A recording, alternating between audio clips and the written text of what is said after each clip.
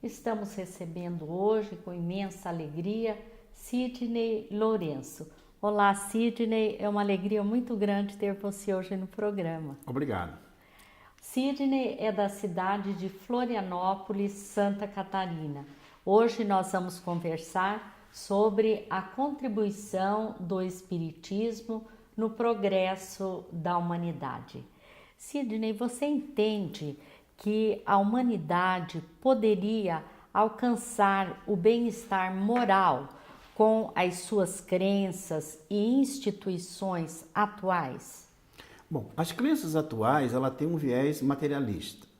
Por quê? Porque à medida que elas foram sendo reveladas, construídas pelos próprios homens, foram sendo colocadas posições. Até o próprio o Espírito de Verdade, no capítulo 6 do Evangelho, diz assim, que o cristianismo foi eivado de processos de erros, devido à própria postura humana. Então, as crenças em si, ela tem toda essa visão materialista. Em que a doutrina espírita, ela vem resgatar, é um novo paradigma para a humanidade. Ela vem resgatar esse processo. Então, a gente tem aí algumas experiências de algumas crenças que elas estavam baseadas em perdões que eram pagos pelos indivíduos para poder chegar àquele resultado. Então, a doutrina espírita hoje, trazendo uma nova visão, ela vem mostrar que as crenças precisam se espiritualizar também. Na questão 838 do Livro dos Espíritos, Allan Kardec vai questionar os espíritos a respeito das crenças. Ele vai perguntar assim, toda crença é respeitável? E os espíritos vão dizer, sim, toda crença que conduz o homem ao bem é respeitável. Condenável é aquela que conduz ao mal. Então, por mais que as crenças, hoje, ela tem todo um processo de apresentação de Deus, né, de fraternidade, de amor, mas ela tem esse cunho materialista. Então precisamos tirar essa parte materialista para que poder as crenças realmente atingir o resultado que elas têm que atingir. Mas isso só vai acontecer à medida que esse conhecimento da doutrina espírita se torne um conhecimento comum. Sem dúvida alguma, o homem já realizou muito progresso.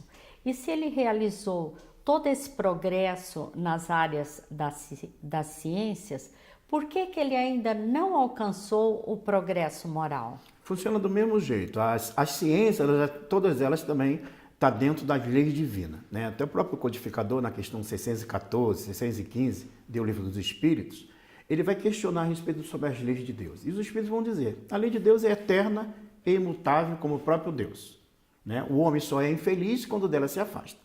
E as leis de Deus, então, podem ser divididas em duas partes. As leis físicas, que elas competem aos homens de ciência estudá-las, e as leis morais, que compete ao homem de bem estudá-las.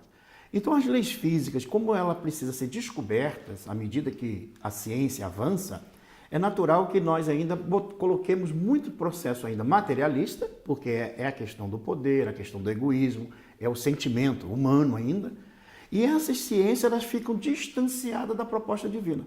Então, precisamos fazer uma releitura, né, dessas ciências para que elas se aproximem cada vez mais.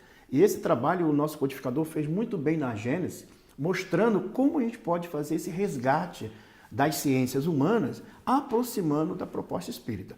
Um exemplo só, as ciências jurídicas, por exemplo. Nós temos na ciência jurídica os códigos, né, o Código Penal, por exemplo, mas se nós formos no Céu e Inferno, aonde Allan Kardec vai tratar ali sobre o Código Penal da Vida Futura, a gente nota que o Código Penal da Vida Futura, ele é realmente um código de conduta para a humanidade. Que a gente pega o nosso Código Penal brasileiro, a gente vê que tem falhas, eles têm vários subterfúgios que os indivíduos que cometem os crimes, eles conseguem fazer, como nós estamos vendo hoje na sociedade. Mas quando você vai lá no Céu e Inferno e vai estudar no capítulo que vai tratar sobre isso, o capítulo 7, que vai tratar sobre o Código Penal da Vida Futura, são 35 pontos que Allan Kardec coloca. É muito interessante que ele coloca assim, não haverá nenhum ponto, nenhum detalhe que ficará apagado na lei. A lei vai atingir a todos, sem exceção. Então, por mais que as leis humanas estão distanciadas do processo das leis divinas, dia virá em que vão se aproximar. Na lei de sociedade, Allan Kardec pergunta se a humanidade poderia reger-se somente com as leis divinas. E os espíritos dizem que sim. E por que isso não acontece? Porque o homem despreza as leis divinas.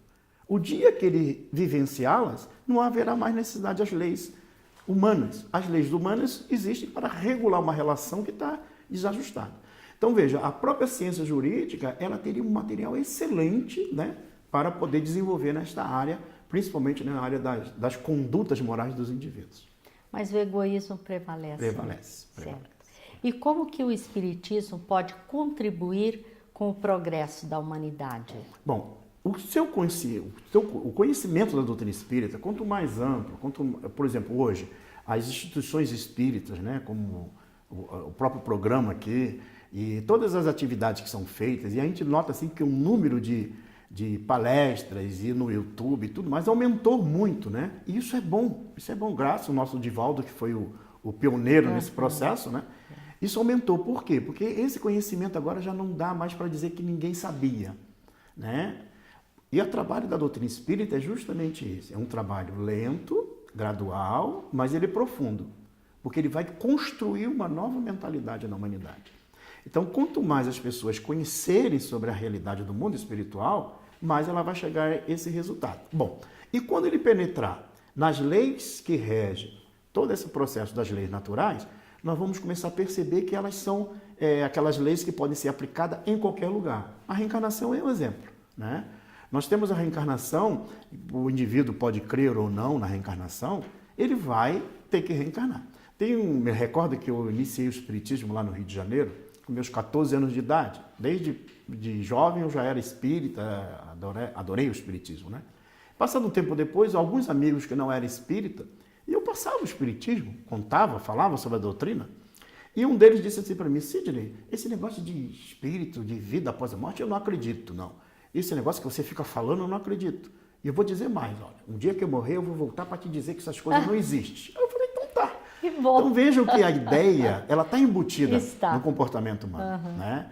Então esse pensamento, quanto mais ele vai sendo difundido, que é o nosso trabalho, por isso que nós, os trabalhadores da doutrina espírita, os que levam o conhecimento espírita, né, os que têm essa responsabilidade, né, e precisa passar a doutrina o mais correta possível, como diz Bezerra de Menezes, na base kardeciana, porque aí nós vamos começar a construir realmente um novo pensamento para a humanidade. E você acha que o espiritismo, aliás, Allan Kardec tratou disso, né? Que o espiritismo se tornará uma crença comum ou ele será apenas mais uma religião? Na questão 798 ele vai questionar isso, né? E os espíritos vão responder, se tornará uma crença comum. Mas para isso ela tem que combater quem? O materialismo. As ideias materialistas é que levam os indivíduos ao suicídio, às depressões, aos estados fóbicos, às doenças de uma forma geral. A falta de crer. Hoje nós temos aí uma massa de indivíduos jovens, espíritos, né, em corpos jovens, que reencarnaram com problemas emocionais seríssimos e não estão resistindo a permanecer no corpo. Estão indo buscar a morte. Por quê? Porque falta um sentido da vida para eles. Então precisa que esse conhecimento ele seja levado. E o nosso codificador nessa questão ele vai justamente trabalhar essa visão. Quer dizer, como é que isso vai acontecer? E muita gente às vezes me pergunta, Sidney, então todo mundo vai ser espírita? Eu falei, não precisa todo mundo vai ser espírita. É que o conhecimento é natural. Se o conhecimento é natural, todos vão adquirir. Um exemplo, a matemática. É um conhecimento natural. Católico, espírita, budista, ateu, todo mundo usa matemática. Por quê? Porque a matemática faz parte do conhecimento da humanidade. Da mesma forma será o espiritismo. O católico vai continuar católico. O protestante vai continuar protestante. Só que com a visão espírita, ele vai começar a perceber diferente. Não o juízo final na ressurreição do corpo no último dia. Não vai mais a crer somente na ressurreição, mas sim na reencarnação. Ou seja, vai ampliar o entendimento. E ele vai ter a fé renovada. Ele vai continuar na profissão de fé dele e os espíritas dentro da profissão espírita, sem nenhuma dificuldade. E sobretudo porque o espiritismo, ele se baseia sempre na lógica, não é, Sidney? Lógica. Até a proposta, vamos dizer assim, o slogan, né, que a doutrina espírita coloca, que ele pode encarar a fé raciocinada, né, a ciência, em qualquer época da humanidade. Então é uma fé raciocinada. Qualquer coisa que surja, né, tem alguns companheiros até que dizem, mas a doutrina espírita precisa ser renovada. Aí eu pergunto aonde? Porque descobre alguma coisa da ciência, por exemplo, eles acham que o espiritismo está ultrapassado. Eu falei, mas já analisou a doutrina para ver se está ultrapassado? Sim. E às vezes são apenas uma observação errônea. Porque quando ele faz o estudo, vê que é necessário a base da doutrina espírita. A doutrina espírita ela tem realmente, porque ela faz parte do conhecimento humano, mas ela é divina. Como o caráter da revelação espírita é divino, então ele transcende qualquer coisa que nós possamos criar obstáculos, seja a nossa própria falta de entendimento, de uma interpretação errônea, seja até as ciências ou o conhecimento que apresenta o contrário a essas realidades. O nosso codificador, na introdução do Livro dos Espíritos, ao tratar sobre isso, ele diz assim, para se formar dentro de uma área do conhecimento humano, um médico, por exemplo, precisa ir com a sua especialidade uns 10 anos, depois da formação, 10, para ele se tornar especialista, né? Um sábio, não bem maior, bem mais do que a metade do tempo que a gente vive na Terra. Mas ele diz assim, para se versar na ciência do infinito, precisamos de muitas e muitas reencarnações.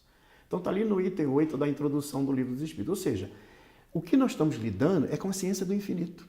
É a ciência que gera ou está em todo o universo. Então, enquanto a gente não perceber a grandeza do conhecimento que nós possuímos, nós ainda vamos ter dificuldade de perceber que a contribuição do Espiritismo será valiosa para a transformação da humanidade. E o que especificamente pode provar que o Espiritismo realmente ajudará no progresso da humanidade? Bom, os pontos principais é justamente o seguinte, por mais que a ciência se distancie de Deus, ela começa a voltar para Deus. Vou dar um exemplo das ciências que buscam, do conhecimento que busca a saída, por exemplo, das espaçonaves que agora botaram um carro no espaço, né? Estão fazendo de tudo. Mas os próprios cientistas da NASA chegaram à conclusão que para poder fazer a saída das espaçonaves, né? Dos foguetes, seja de todo o processo que tem, né, a saída para botar satélite e tudo mais, é um cálculo matemático perfeito. E eles chegaram à conclusão que só uma inteligência superior foi capaz de fazer esse cálculo perfeito. Porque tem um momento certo, um cálculo perfeito, porque senão ele seria destruído na atmosfera, na ionosfera, na estrutura, né, da saída do nosso orbe. Então veja, essa inteligência não foi o homem que desenvolveu, esse cálculo não foi o homem que desenvolveu. Mas a ciência, ao descobrir, reconhece e se volta a entender que só uma inteligência superior, que podemos dar o nome que quiser, né? Mas o dia que a ciência chegar a esse ponto, ela vai percebendo. O outro fator é as questões da psicologia transpessoal, que faz hoje as regressões de vidas passadas, consegue regredir o indivíduo até o momento do útero, e num dado momento, o terapeuta se depara com outro conteúdo, que não é o conteúdo infantil, que não é o conteúdo da mãe, que não é o conteúdo daquela família ali. É um conteúdo outro do próprio indivíduo, de uma outra personalidade. E eles descobrem que, não, peraí, isso é em outra vida. Então, ao avançar um pouco mais no psiquismo, retornando, eles começam a descobrir o seguinte, não, ele tem uma personalidade diferente aqui do que aquele que ele está vivenciando agora.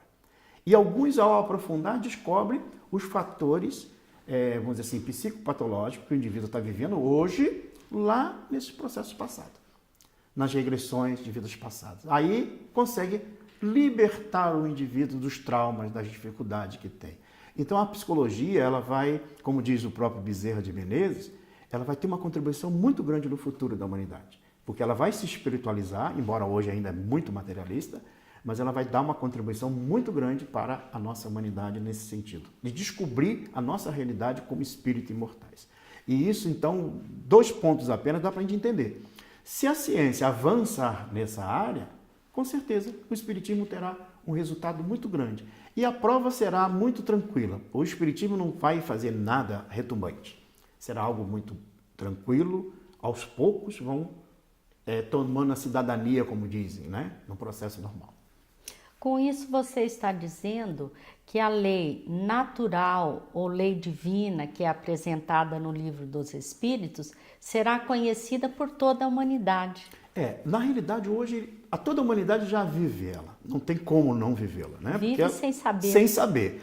Quando começar a descobrir que aquelas situações... Vamos dar um exemplo dessas guerras mesmo, dos movimentos que acontecem no próprio planeta, maremoto, terremotos, placas tectônicas, né? Naquele livro Transição Planetária, Divaldo Franco através da mediunidade, né, dele, o Manuel Família de Miranda narra o que aconteceu naquela região ali da Tailândia, quando houve a mudança das placas tectônicas. Aquela região onde foi muito afetada, havia um comércio sexual muito grande. E os indivíduos, o comportamento dos indivíduos, eles contribuíram também para a mudança da estrutura geológica do nosso planeta. Então vejam, se nós começarmos a aprofundar esse conhecimento, nós vamos verificar o seguinte: quanto mais o homem se harmoniza, também o planeta se harmoniza. Também a sociedade se harmoniza. Quanto mais o homem se degrada em comportamento desajustado, mais ele vai encontrar o resultado, porque é como se fosse um corpo. Aquilo que está incomodando, né, tem que vir para fora para poder arrumar. Então, a doença faz parte disso. Então, por isso que a dor ainda é o nosso caminho para encontrar a paz. O dia que a gente descobrir o amor e agir pelo amor, aí a dor, naturalmente, ela vai diminuir. Sidney, e qual seria a nossa contribuição individual, enquanto espíritas, enquanto cristãos, para que, de forma efetiva, essa influência se produza na humanidade? No caso, os espíritas, sem proselitismo, que aliás não é esta a proposta do espiritismo, né? Então, como contribuir individualmente? Bom, aqueles que são formadores de opiniões, como os palestrantes, as pessoas que estão à frente das casas espíritas, os diretores, de uma forma geral, a missão é muito clara. Quanto mais a gente esclarecer, de acordo com a doutrina espírita, com as bases do espiritismo, nós vamos estar trazendo um grupo de pessoas com conhecimento adequado à realidade, naquela realidade. Então, veja bem, quanto mais a gente leva esse conhecimento mais adequado, mais correto, mais concernente aos princípios básicos da doutrina, esse conhecimento ele tem de se propalar. Quando nós percebemos alguns companheiros deturpando a ideia, o pensamento, ele cria dificuldade. Embora essas dificuldades serão temporárias, mas a doutrina espírita ela tem todo um processo de libertação. Então, veja, primeiro, aqueles que são esses formadores de opiniões, reconhecer que eles fazem esse trabalho, não sem falsa modéstia, mas com a doutrina espírita, com o conteúdo da doutrina espírita. Não palestra de autoajuda, não atitudes que dispersam ou levam para outro conhecimento. Bom, aí nós temos agora essa nova geração que está vindo. Nós temos uma massa de jovens que estão chegando à casa espírita, que muitos não estão sendo acolhidos devidamente, mas essas almas, esses espíritos, eles estão vindo num outro nível em termos de informação e de velocidade. O exemplo é a internet, né? O exemplo é o meio de comunicação, as redes sociais. Hoje a gente encontra que uma massa de jovens utilizam as redes sociais hoje e estão trazendo informações que sejam diversas, até mesmo para trazer conteúdos de um lugar para o outro.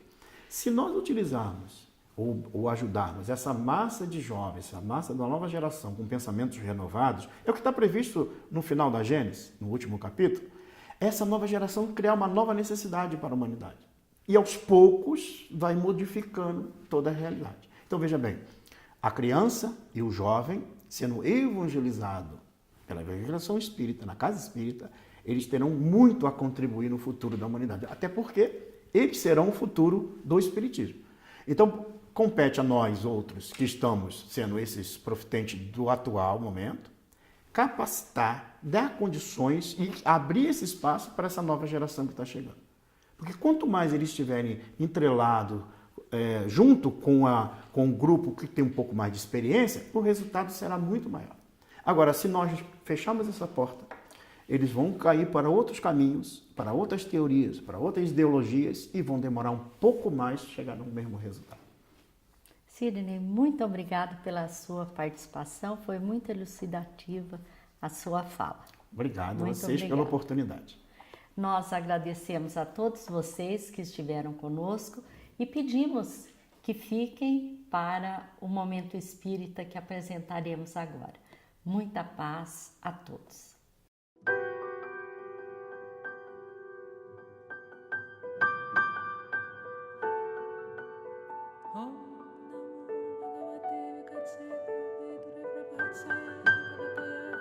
Quem reconheceria naquele homem as grandezas da sua alma? O mundo estava e ainda está acostumado a avaliar as coisas pelos olhos, não entendendo as ponderações do coração. Por isso, muitos sábios, ricos e doutores o desprezaram, enquanto outros, maltrapilhos, andrajosos, doentes, entenderam a música que ele cantava. Quem diria que o Rei Celeste viria para servir? Os sonhos infantis da humanidade o esperavam como um mandatário, a exigir que, sob o peso de sua espada, todos se prostrassem aos seus pés. Ele, porém, foi capaz de se fazer servo, lavando os pés dos apóstolos, ensinando as lições ainda incompreendidas da humildade e da simplicidade. Como seria possível perceber naquela figura um homem santo? Uma vez que andava com os leprosos, conversava com as meretrizes, ceiava com publicanos, como não haveria ele de se contaminar com os impuros? Porém, impoluto, mostrou que a pureza é capaz de limpar todas as máculas, a ponto de um dos seus asseverar que o amor é capaz de cobrir uma multidão de pecados. Chamou-nos de ovelhas, a fim de que entendêssemos ser ele o bom pastor. E convidou-nos a segui-lo, tomando apenas do seu fardo leve e de seu jugo suave. Em nome de um amor nunca visto antes e até hoje pouco vivido, foi capaz de curar cegos, limpar carnes apodrecidas, converter os iludidos da vida e revolucionar o mundo. Curou no sábado, travou conversa com a mulher samaritana, convidou o cobrador de impostos a segui-lo. Mostrou que a pobre viúva doava mais do que o rico fariseu. Serviu-se da figura da figueira seca, sem frutos, para falar da necessidade de sempre se produzir boas obras. E curando a tantos, alertava que não adiantaria deitar vinho bom em odre velho, convidando, portanto, à renovação dos pensamentos, das atitudes, do proceder. Como irmão mais velho e experiente, explicou-nos que Deus é Pai, Pai bondoso e generoso, provedor de todas as nossas necessidades. Aquietou nossas aflições no relicário da fé e amou incondicionalmente, de tal maneira e com tanta intensidade, que o seu cantar, desde a primeira hora, embriagou heróis e heroínas que se imolaram em nome de viver a sua mensagem, queimados nas fogueiras, estraçalhados pelas feras. Depois foram os primeiros pensadores, modificando-se, reformando-se moralmente no entendimento da sua mensagem. Não tardou, vieram os mais santos, a fim de retomar a simplicidade da sua mensagem, já perdida no lamaçal das paixões humanas. E mais recentemente, não faltaram aqueles a se destacarem na multidão por se permitirem amar tal qual ele veio propor.